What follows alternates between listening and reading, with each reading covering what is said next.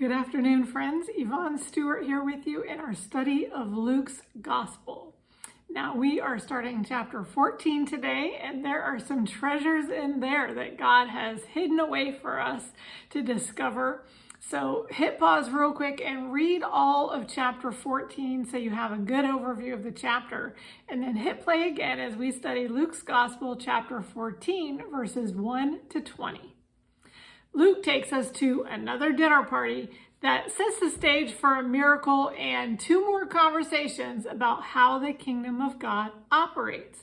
But before Jesus talks about the kingdom, he decides to demonstrate the kingdom. It's surprising that the sick man is at this dinner at all. Pharisees would never allow a sick person near them. He must have slipped in under angels' wings because as soon as Jesus heals him, he sent the man away. Even though Jesus had demonstrated the scenario before, healing on the Sabbath, and justifying it by saying that even the Pharisees will take care of their animals on the Sabbath, it's obviously an important topic to God's heart that Jesus needed to repeat. God will heal a person no matter how untimely the religious sect thinks it is, or how inconvenient it is to the other day's activities. Further, the other time when Jesus knew what the Pharisees were thinking in their heart wasn't a one-off deal. Jesus always knows what's in their heart. He always knows what is truly in our heart. We can slander and scoff at Jesus all we want to on the inside, but no amount of self-righteous and religious mask is going to keep him from knowing about it. The point is that Jesus is trying to change the way we think about certain preconceived ideas and long-held traditions.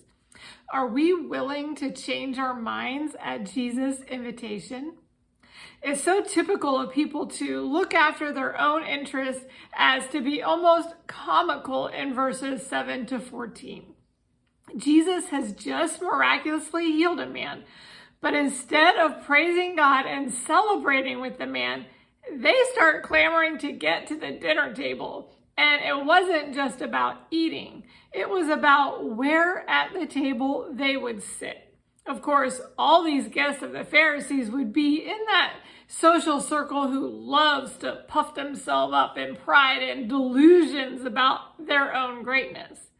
This kind of social pride is a pet peeve of Jesus. In God's kingdom, there will one day be a table and a wedding feast. But as we learned in the last chapter, it's the first who may end up being last, and the last, and those socially deemed as last, who may be exalted to first. Some who seem to be the most important now will be the least important then. Jesus understands the human tendency to seek greatness, and it's not a tendency he rebukes. It's actually the method of achieving greatness that he rebukes. It's the world's way to put oneself first, no matter who they may need to step on to get there. It is the world's way to exalt and promote oneself. But Jesus humbled himself to show us a greater way to become great. Humble yourself. Humility is thinking of yourself less and thinking of others as better than yourself. It comes from the heart and will be displayed in actions that God himself can get behind and approve of. And when God exalts you, nobody can take that away. Giving is not giving if you are expecting to be repaid. Having delivered advice to the attendees of this dinner party, in verse 12, Jesus advises the host.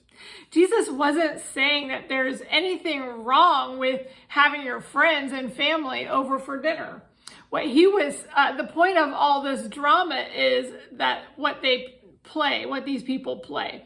This one has a luncheon at their house or a dinner party today. And then tomorrow, the next one throws a party. They were all just making the rounds, and the same social circle was going from house to house to house. A fair amount of one-upmanship was involved, if Jesus' statements to the attendee is any indication. How do you get out of that vicious cycle? Put on a nice dinner party and invite those outside of your usual social circle, those who can't afford to pay you or repay you with a similar invitation.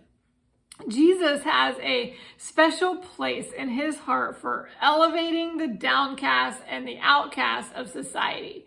If he places such emphasis on it, then we should too. Completely missing the point about inviting unlikely guests to a banquet, a man who surely believes he will one day be sitting at the kingdom banquet pipes up with enthusiastic dreaming about that future day. But the point he's missing is that the kingdom banquet happens when you minister to and befriend those who are the least of society right now. Jesus came to manifest the kingdom of God on earth. Jesus told us to pray for God's kingdom to come on the earth. If you are looking for the kingdom, look here. Look to where people are living their lives like Jesus did, who are dying to their selfish desires and giving up their own way to follow the way of Jesus. Jesus has to point out to this man that many of the people who are supposedly so excited about the kingdom end up giving excuses when it finally comes. These people have accepted God's invitation, but when the time came, they were neither ready nor willing to follow through.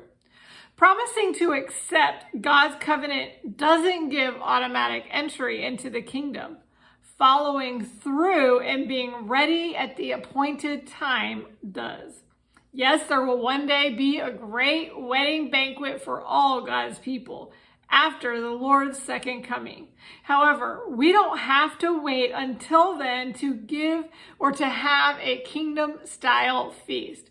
Prepare a great meal yourself and then go get some folks who could use a good meal to share it with you. Well, that's all for today. I hope you receive some revelation from God about how the kingdom of God is meant to operate in our daily lives. The scriptures I read or referred to are listed in the description of this video, so make sure you check those out. And then join me again right here on Monday at 12 Central Time. That's 12 noon Central Time. And in the meantime, I will be praying for you, and I hope you have a very blessed week.